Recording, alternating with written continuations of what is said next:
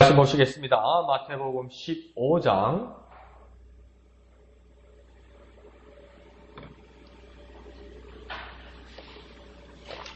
마태복음 15장 21절에서 28절까지 생명의 삶 2월 12분 21절에서 28절까지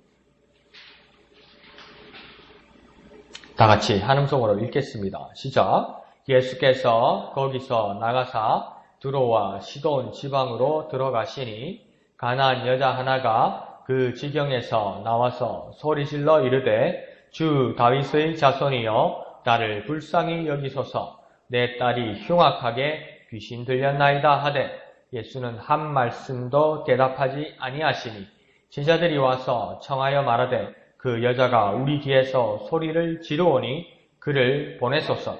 예수께서 대답하여 이르시되 나는 이스라엘 집에 잃어버린 양 외에는 다른 데로 보내심을 받지 아니하였노라 하시니 여자가 와서 예수께 절하며 이르되 주여 저를 도우소서. 대답하여 이르시되 자네의 떡을 취하여 개들에게 던짐이 마땅하지 아니하니라. 여자가 이르되 주여 옳소이다마는 개들도 제 주인의 상에서 떨어지는 부스러기를 먹나이다 하니 이에 예수께서 대답하여 이르시되 내 믿음이 크도다 내 소원대로 되리라 하시니 그때로부터 그의 딸이 나으니라. 아멘. 오늘 본문을 보면 21절에 예수님은 거기서 지나가사 이 말하면 거기라는 말은 두로와 시돈 지방을 말합니다. 두로와 시돈 지방은 어디냐면 이스라엘에서 서쪽 접경에 있는 곳으로서 여기는 항구 도시고 이 두로와 시돈이란 도시의 이 나라의 이름은 성경에서 말하는 베니게입니다. 우리 역사에서 말하는 페니키아라는 나라이지요. 근데 이 베니게와 페니키아라는 나라의 이 두로와 시돈이란 도시는 누구냐면 어디에 그 고향이었냐면 아합의 아내 이세벨의 고향이었습니다. 그러니까 우상을 섬기는 지역이었지요. 특별히 이 베니게, 페니키아, 두로와 시돈이란 지방의 이 우상의 발상지, 어디 우상의 발상지였냐면 바알의 발상지였습니다. 가나안 사람들이 이스라엘의 본토에 많은 사람들이 이방 사람들이 바알과 아세라 우상을 섬기기도 하였지만 그 우상의 발상지는 지금 어디냐면 이 두로와 시돈 지방입니다. 그러니까 이방일뿐만 아니라 우상의 발상지였고 아주 살기에 영적으로 척박한 지역이었지요. 그런데 22절을 보면 여기서 한 가나안 여자가 등장합니다. 마가복음에서는 수로보니게 여자라고 말하기도 하지요. 수로보니게, 가나안, 두로와 시돈 지방 어떻게 보면 이스라엘과 유대와 사람과는 아무런 관련이 없는 사람입니다. 더 확실하게 말할 수 있는 건 뭐냐면 이 여인의 상태, 국적, 이 여인이 살고 있는 도시, 이 여인의 어떤 고향 정확하게 알 수 없어도 한 가지 확실하게 알 수 있는 것은 무엇입니까? 유대인이 아닙니다. 하나님의 약속을 받은 사람이 아니라고 말할 수 있는 여자입니다. 그런데 그럼에도 불구하고 이 여인은 예수님께 소리 질러서 청원합니다. 뭐라고 이야기하냐면 주 다윗의 자손이여 나를 불쌍히 여기소서 이렇게 말합니다.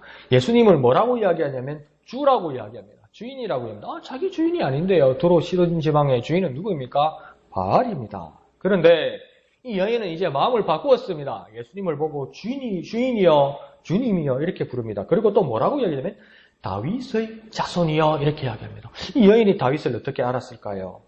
다윗은 어느 나라의 왕이었습니까? 이스라엘의 왕이었지요. 어쩌면 이 이방 여인과는 아무런 관계가 없는 사람이 다윗일 수도 있습니다. 그런데 이 여인이 예수님을 부를 때 다윗의 자손이라고 부르는 것은 예수님의 정통성을 또 이스라엘의 왕 다윗으로 인정하는 것은 유대인 메시아에 대한 믿음을 들었거나 그 믿음을 가지기로 작정한 것입니다.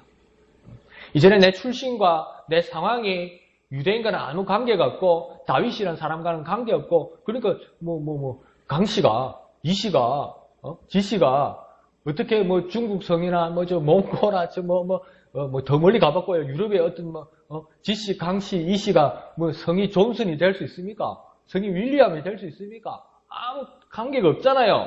그래서 아무 관계가 없다고 나는 저 사람과 상관없다고 말할 수 있는데 이 여인은 무엇입니까? 이스라엘의 정통성을 가지고 예수님은 이스라엘의 정통성과 그 계보를 가지고 왕으로 오시며 메시아로 오시고 약속을 따라 오신 이라는 것을 내가 이제 들었으니 내가 이제 기대하고 믿고 그 믿음을 가지겠다는 그 결단을 가지고 있는 것입니다. 그러니 당신은 정말 예수님 당신은 정말 대단하신 분입니다. 주님입니다. 다윗의 계보를 따라오시는 유대인의 왕 메시아입니다. 이 정도로 당신 대단합니다. 이 정도로 믿는 정도가 아니라 뭐랍니까? 나를 불쌍히 여기소서 이렇게 말합니다. 이 말은 뭐냐면 당신 대단해요. 이 정도로 끝나는 것이 아니라 예수님이 무엇을 해주기를 소원하는 겁니다. 당신 정말 대단하신 분입니다. 내가 그것을 인정하니까 내가 그 믿음을 이제 갖기를 원하니까 주님 나를 위해서 뭐 좀 해주세요. 믿음을 가지는 건요. 주님 앞에 나와서 주님 정말 대단한 능력자이시니까 주님 나를 위해서 좀 해주세요. 나를 불쌍히 여겨주세요. 이렇게 기도할 수 있는 마음이 되어야 됩니다. 무슨 주님한테 내놔라고 기도한다고요? 그러면서는 조금 불편한 마음일 수도 있지만 어떻게 보면 주님 앞에 무엇을 청원하지 않는다는 것은 믿음이 없는 겁니다. 주님 내가 할 수 있습니다. 주님 나서지 마세요. 이런 일은 나서지 마세요. 그게 대단한 겸손 같지만요. 믿음 없는 겁니다. 주님을 거부하는 겁니다. 근데 이 여인은 무엇입니까? 그렇게 큰 관련이 없는 것 같은데 예수님을 주님이라고 부르고 예수님을 다윗 왕의 계보를 따라오시는 메시아 유대인의 왕이라고 따르면서 뭐랍니까? 날 불쌍히 좀 여겨주세요. 내가 주님을 인정하니까 나를 좀 불쌍히 여겨주세요. 주님 나를 위해서 뭐 좀 해주세요. 이렇게 이야기합니다. 우리가 주님 앞에 나서 기도 어떻게 해야 되겠습니까? 주님은 정말 대단하십니다. 주님은 정말 위대하십니다. 그러니까 주님 그 능력으로 나를 위해 뭐 좀 해주세요. 주님 나를 불쌍히 여겨주세요. 이렇게 기도하는 저와 여러분이 되어야만 할 것입니다. 이 여인은 어떻게 외칩니까? 예수님이 들어주시건 예수님이 말씀해 주시건 예수님이 기도해 주시건 예수님이 위로해 주시건 무엇이든 고쳐줄 수 있다고 기대하고 소망하는 겁니다요. 설마 혹시나 이런 마음가짐 아닙니다요. 분명히 해줄 수 있다고 믿기 때문에 날 불쌍히 여겨달라는 겁니다. 그렇게 이 여인은 주님 앞에 기대하고 소망하고 있는 겁니다. 그런데 이 여인이 여인이 나를 불쌍히 여겨달라고 그렇게 기도했는데 이 여인이 이렇게 절박한 이유가 있었습니다. 이 여인이 이렇게 예수님께 간절한 이유가 있었습니다. 무엇입니까? 그녀의 딸이 흉악하게 귀신이 들렸기 때문입니다. 한번 상상을 해보십시오. 금지옥이요. 정말 나한테는 진짜 깨물어 아픈 손가락인데 누가 뭐라 그럴지라도 정말 내 귀한 아이인데 내 딸이 정상이 아니야. 정상이 아닌 정도가 아니라 이상한 행동을 해요. 이상한 말을 해요. 간혹 가다가 눈에 흰자가 드러나고 막 입에 거품이 나고 막 사람한테 해코지하고 이러면 그럼 사람들이 어떻게 하겠습니까? 다 도망가는 거예요. 병의 원인도 모르고 그냥 귀신 들렸다라고 하는 거예요. 자기가 불편하면 뭡니까? 귀신 들렸다고 그러는 거예요. 자기가 싫으면 미쳤다고 그러는 거예요. 이 내 딸인데 나는 내가 품고 안고 내가 내가 진짜 먹물고 빨고 정말 내 귀한 딸인데 누가 뭐래도 내 딸인데 세상 사람들은 이웃들까지 저거 미쳤다고 그러는 거예요. 저거 귀신 들렸다고 그러는 거예요. 저거 천벌받았다고 그러는 거예요. 아무리 세상 사람이야. 아무리 의사가 이 사람이 내 아이가 미쳤다고 그러고 귀신 들렸다고 그래도요. 엄마인 나는, 아빠인 나는 내 아이가 귀신 들렸다고 미쳤다고 입으로 말낼 수가 없어요. 우리 아버지 발가락이 이렇게 까맣게 이렇게 타 들어가는데 저는 한 번도 그 입으로 그렇게 입을 뗀 적이 없어요. 아버지 발이 까맣게 되어간다 이렇게 말하는 적밖에 없어요. 근데 의사는 그냥 대놓고 말합니다. 썩어간다. 나는요 우리 아버지 발가락이 썩어간다고 말한 적이 단 한 번도 없어요. 왜요? 우리 아버지 몸이니까. 근데 의사는 다른 사람들은 구경하면서 썩어간다고 이야기해요. 나는 우리 아버지 몸이 썩어간다고 말할 수 없어요. 그래서 이 여인도 매한가지입니다. 내 딸이 미쳤다 귀신 들렸다 차마 말할 수 없어요. 그 참고 있던 말을 예수님 앞에 말합니다. 내 딸이 흉악하게 주님 귀신 들린 것 같습니다. 이게 얼마나 찢어지는 마음입니까? 예수님 앞에 이 귀신 들린 상황을, 이 정상적인 못한 상황을, 이 절박한 상황을 해결하실 분은 오직 예수님뿐이라는 것이 그녀의 판단이었습니다. 아무도 안 된다. 이걸 해결하실 수 있는 분은 예수님뿐이기 때문에 내가 이것을 다 드러내놓고 오직 예수님뿐이라고 이야기하는 것입니다. 자, 우리 삶을 한번 적용해 봅시다. 우리가 주님 앞에 나와 기도하고 간구하고 정원하고 찬양하고 말씀 듣고 결단하는 이유가 있어야 됩니다. 이 새벽에 주님 앞에 나와 기도하는 이유가 있어야 되고, 말씀 듣는 이유가 있어야 되고, 결단하는 이유가 있어야 되고, 간절히 구하는 이유가 있어야 됩니다. 이유요. 그 이유는 무엇입니까? 예수님은 주님이 주신, 하나님 주신 약속을 따라 내려오신 분이고, 또 그를 향한 유일한 믿음과 소망이 있어야만 주님께서 이 변화를 일으킬 수 있는 겁니다. 오직 주님만이 나를 불쌍히 여기실 수 있고, 오직 주님만이 내 기도를 들을 수 있고, 오직 주님만이 이것을 해결해 주실 수 있다는 믿음을 가진 이유가 있어야 됩니다. 저와 여러분에게는요. 이 시간은 말씀 듣는 시간이고, 그 다음 시간은 기도하는 시간이고, 어느 시간 되면 집에 가는 시간이고, 이게 맞는데요. 그 시간 안에, 그 순서 안에 나는 분명한 이유를 가지고 있어야 됩니다요. 왜 기도하십니까? 기도하는 시간 아닙니까? 왜 가방 싸니까 집에 갈 시간 아닙니까? 맞는데요. 그렇게 기도하고 그렇게 정리하는 이유가 우리에겐 분명히 있어야 됩니다. 왜요? 주님이 들으시고, 주님은 정통성을 가지시고, 주님이 나를 불쌍히 여기실 수 있고, 주님이 나를 불쌍히 여기신다면 주님이 나를 변화시킬 수 있고, 주님이 나를 고치실 수 있다는 분명한 이유는 우리에게 꽉 박혀 있어야 됩니다. 그렇게 기도하고 주님 앞에 나아가는 저와 여러분 되시기를 부탁드립니다. 자, 그런데 23절에 예수님의 반응이 시큰둥합니다. 한 말씀도 대답하지 않으셨다고 합니다. 왜 한 말씀도 대답하지 않을까요? 그러니까 옆에 있던 제자들이 너무 민망했나 봅니다. 그래서 제자들이 예수님의 모습에 제자들이 예수님께 청원합니다. 그를 보내소서.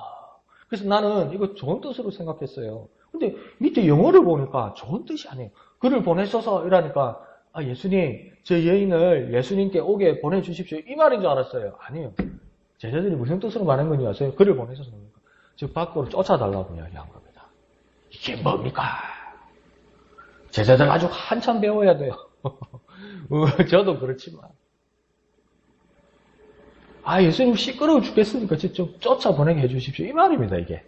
도와달라는 말이 아니고. 참 제자들은 이기적이죠. 그죠? 예수님이 왜 이렇게 대답하시지 않은지 제자들은 궁금하지 않았습니다. 뭐만 남았습니까? 귀찮은 게 싫은 것 뿐입니다. 귀찮은 게 싫은 것.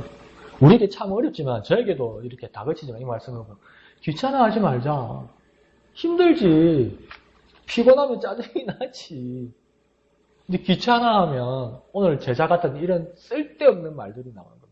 이런 이기적인 말이 나오는 겁니다.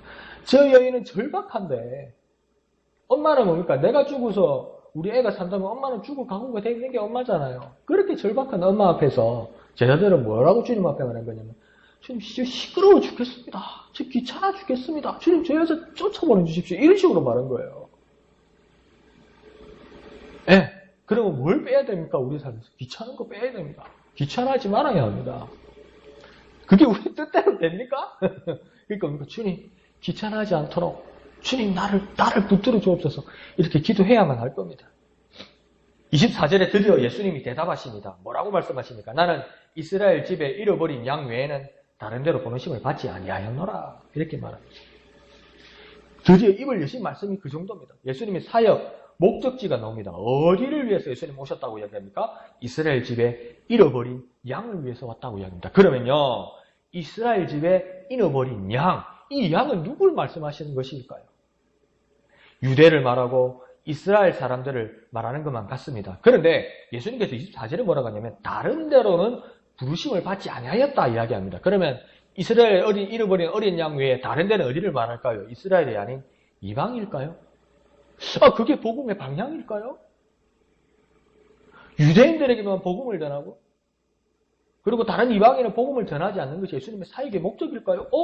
이때까지 우리 배운 거하고는 너무나 다른 거예요. 우리도 그러면 유대인이 아니고 우리도 이스라엘 사람이 아니잖아요. 그럼 우리가 복음의 혜택자가 아니에요. 근데 왜 예수님은 이렇게 말씀하셨을까요? 다시 한번 생각해 볼까요? 이스라엘 집에 잃어버린 양이라는 것은 양이라고 말하지 않았습니까? 양은 누가 절대적으로 필요합니까? 목자가 필요합니다. 이 말은 뭡니까? 약속, 참 목자를 기다리고 곧 구원을 기다리는 간절한 영혼을 예수님이 찾고 계시다는 말은 아닐까요? 구원을 기다리는 어떤 사람이건 주님이 필요한 어떤 사람이건 메시아를 기다리는 어떤 사람이건 그리스도를 기다리는 어떤 사람이건 이를 간절히 기다리는 그 모든 사람, 그 약속을 기다리는 모든 사람을 오히려 예수님이 찾고 계시다는 거예요. 그러니까 나중에 성경에도 그런 말씀하지 않습니까? 내가 말씀의 믿음을 보겠느냐? 믿음 있는 사람이 많이 없더라. 주님 그렇게 말씀하시는 것처럼 이스라엘 집에 잃어버린 양은 어떻게 표면적으로 말하면 이스라엘 사람만, 유대인만을 위한 것일 수도 있지만 다시 한번 주님의 말씀을 깊이 들여다보면 간절한 영혼, 구원을 기다리는 간절한 모든 사람들을 길 잃어버린 모든 사람들이 참 목자를 기다리는 모든 사람들을 향하여 예수님이 찾고 계시다는 말씀은 아닐까요? 표면적으로 이 여인이 깨달았다면 예수님께 이렇게 25절에 다시 한번 말하지는 않을 겁니다. 다시 한번 여인은 예수님께 간절히 청원합니다. 그러나 26절에서 예수님의 답은 단호하게 이렇게 말합니다. 자녀의 떡을 개들에게 줄 수 없다. 이렇게 이야기합니다. 표면적으로 다시 해석하면 자녀는 누구이겠습니까? 이스라엘에 잃어버린 양이겠지요. 유대인들이겠지요. 그럼 개들은 무엇입니까? 자녀에게 해당되지 않는 사람들, 곧 천대시되는 사람들, 이방의 사람들, 우상을 사기는 사람들이 되겠지요. 오늘 생명의 삶 주석에도 그렇게 나왔습니다. 이런 말들은 당신 유대인들의 통념적으로, 속담적으로, 유행으로 다른 사람들을 비하하면서 하는 말이라고 합니다. 그러니까 통념적으로 하는 말, 이게 좋은 말입니까? 나쁜 말입니다. 좀 지나치게 내가 과장해서 말하면 이거 욕지거리입니다. 욕지거리. 얼마나 그게 나쁘다는 것을 우리는 이제 깨달았잖아요. 경상도 사람들이 전라도 사람들을 하대하는 거. 이게 얼마나 나쁜 건지 이제야 깨닫잖아요. 일본이나 정부는 정말 잘못하고 나쁜 것이지만 일본 국민들이 나쁜 건 아니잖아요. 근데 우리는 이를 갈잖아요. 이건 잘못된 거잖아요. 이 잘못된 통념의 말을 예수님께서 사용하셨어요. 왜 사용하셨을까? 예수님도 똑같나? 왜 그러셨을까요? 자, 이런 모욕 속에서도 불구하고 예수님의 여인의 대답을 27절에 보십시오. 여인이 뭐라고 대답합니까? 옳소이다. 주님의 말씀이 옳습니다. 그러나 그러니까 또 자기가 개들 취급을 받을 수 있습니다. 주님, 내가 개 취급을 받을 수도 있습니다. 이 말은 뭡니까? 이스라엘 사람들이 그렇게 한다는 거예요. 이스라엘 사람들이 이방 사람들을, 이스라엘 아닌 사람들을 개 취급한다는 거예요. 나 이때까지 개 취급받고 왔다는 거예요. 나 이때까지 이방 사람들의 취급을 받고 왔다는 겁니다. 그러니까 뭡니까? 자녀들은 정상적인 식사와 떡과 빵과 밥을 먹고 있는데 나는 그렇게 대우받지 못할 대우를 받고 살아왔다는 겁니다. 예수님도 지금 그 말씀을 하신 것은 내가 그렇게 하겠다는 것이 아니라 뭡니까? 이때까지 이스라엘 사람들이 그런 식으로 살아왔다는 겁니다. 그러자 그 여인이 뭐라고 합니까? 그러나 부스러기라도 먹게 해주십시오. 주님, 전 밥 한 그릇을 원치 않습니다. 주님, 나 떡을 원치 않습니다. 상위에서 저 이스라엘 사람처럼 대우받기를 원치 않습니다. 주님, 나는 가문이 없습니다. 주님 모실 때 나는 혈통이 없습니다. 주님, 나는 가진 게 없습니다. 저 자리에 앉을 자격이 없습니다. 주님, 알고 있습니다. 주님, 그러면 저 양반들이, 저 어른들이 숟가락으로 밥도 먹다가 흘리는 밥 풀떼기라도 좀 먹게 해주십시오. 밥 풀떼기라도 좋습니다, 주님. 흙 묻은 저 반찬이라도 좋습니다, 주님. 그거라도 좀 먹게 해주십시오. 우리 딸에게 좀 먹게 해주십시오.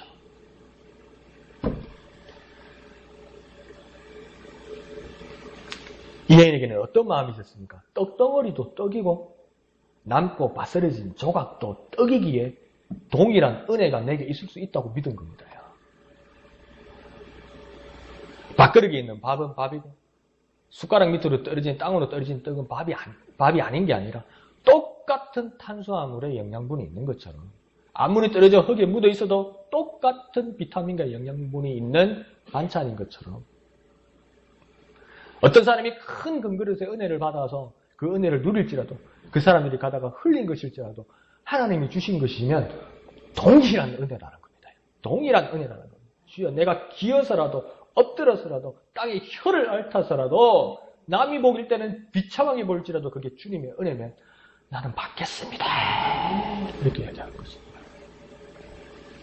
28절에 주님께서 드디어 마음을 여십니다. 뭐라고 이야기합니까? 여자여 내 믿음이 크도다.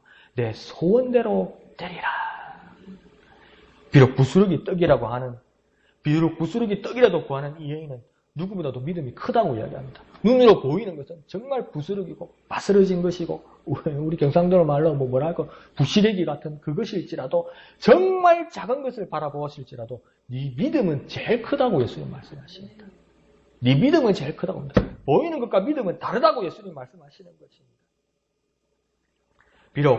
그리고 소원이 있다면 포기하지 않는 믿음이 있어야 한다는 겁니다. 네게 소원이 있느냐? 네게 기도하는 것이 있느냐? 그러면 포기하지 않는 믿음이 있어야 된다. 그것을 이 여인과 주님은 보여주신 것입니다. 우리의 삶은 생각지 않은 여러 변수로 부스러기보다 못한 그 믿음을 가지고 있을 때가 있습니다. 많은 의심을 하고 많은 괴로움을 당하고 많은 번민으로 그 생각에 확 사로잡힐 때가 있습니다. 그런데 뭡니까? 정말 부스러기 같은 조그만 믿음을 가지고 있습니다. 그래서 그것을 내치려고 합니다. 버리려고 합니다. 우리에게 고난한 우리의 문제는 이렇게 큰데 내가 가지고 있는 믿음은 요만해. 그래서 내가 판단해서 뭐라고 합니까? 버리자. 포기하자. 안 되겠다. 이건 대세다. 이건 포기해야 되는 게 맞다. 그렇게 우리는 생각하고 믿음을 쉽게 부스러기 같은 것일지라도 포기할 때가 너무나 많습니다. 그러나 저와 여러분에게 소원이 있다면 믿음을 가집시다. 저와 여러분의 소원이 있다면 주님이 주신 은혜로 부스러기 같은 믿음일지라도 주님이 주신 것으로 해결되는 것이지 주님이 주시는 주님 앞에의 믿음을 포기하고 세상의 방법이 크다는 것으로 해결할 수 있다? 결국은 무너집니다요. 의학 용어로 얘기해볼까요? 재발합니다요. 믿음이 없는 곳에는 재발합니다요. 믿음이 없는 곳에는 다시 무너집니다요. 부스러기만한 믿음이 있을지라도 그것을 포기하지 말아야만 합니다. 부스러기만한 믿음이 있을지라도 포기하지 않으면 주님은 그것을 우리에게 어떻게 변화시킵니까? 큰 믿음으로 여기시고 나음이라는 은혜를 베푸실 것입니다. 저와 여러분을 한번 살펴보십시오. 저와 여러분 자신에게 한번 살펴보십시오. 정말 내가 봐도 정말 보잘것없고 내가 봐도 정말 부끄러운 이 부스러기만한 믿음이 있습니까? 그럼 이걸 가지고 주님 앞에 내놓으십시오. 주님, 부스러기만한 것이 있을지라도 나에게 은혜를 베풀어 주시옵소서. 이렇게 기도하는 저와 여러분 되시기를 거룩하신 예수님의 이름으로 축원드립니다. 기도하겠습니다. 거룩하신 아버지 하나님, 은혜를 감사드립니다. 우리의 모습이 너무나 초라하고 부족한 모습으로 주님 앞에 나아갈지라도 하나님 이 이방 여인 같은 믿음을 허락하여 주옵소서. 세상이 안 된다고 그러고 내 판단도 정말 안 될 것 같고 이제는 접어야 할 모든 상황과 사건 가운데서도 그 사이로 오르는 부스러기만한 것이 있으면 하나님 그 주님의 은혜를 구하는 우리가 되게 하여 주옵소서. 부스러기만한 믿음이 있을지라도 포기하지 않는 우리가 되게 하여 주옵소서. 주님의 음성 들을 수 있도록 도와주옵소서. 너 믿음이 크다. 너희 믿음이 크다. 그러니 너희 소원대로 될 것이다. 그 주님의 음성과 은혜를 얻는 우리들이 되게 역사하여 주시옵소서. 모든 것을 감사드리며 거룩하신 예수님의 이름으로 간절히 기도하옵나이다. 아멘. 이 시간 말씀을 생각하시면서 기도하시고 또 진해 지역 복음화를 위해서 더욱 기도해 주시기를 부탁드립니다. 오늘 금요일 밤 10시 금요 기도회 있습니다. 모두 나오셔서 은혜 받으시길 부탁드립니다. 토요일 식당 사역 예배당 미화를 위해서 헌신하는 분들을 위해서 기도해 주시고 동참해 주시기를 부탁드립니다. 주일 찬양대를 위해서 기도해 주시고 또한 말씀을 전하시는 담임 목사님을 위해서 더욱 기도해 주시기를 부탁드립니다. 주일 오후 예배와 또한 큐티 나는 모임을 위해서도 모두 기도해 주시기를 부탁드립니다. 찬양 암송대회, 찬송 암송대회에 지정하신 찬송들을 저에게 또 공지해 주시면 제가 준비하겠습니다. 저에게 지정한 찬송가를 저에게 말씀해 주시기를 부탁드립니다. 그리고 각자의 기도의 제목을 가지고 이 시간 다 같이 기도하겠습니다. 거룩하신 주님, 은혜를 감사합니다. 우리에게 크신 은혜 내려 주시옵소서. 부스러기만한 믿음이 있을지라도 주님 우리에게 크신 은혜 내려 주시옵소서.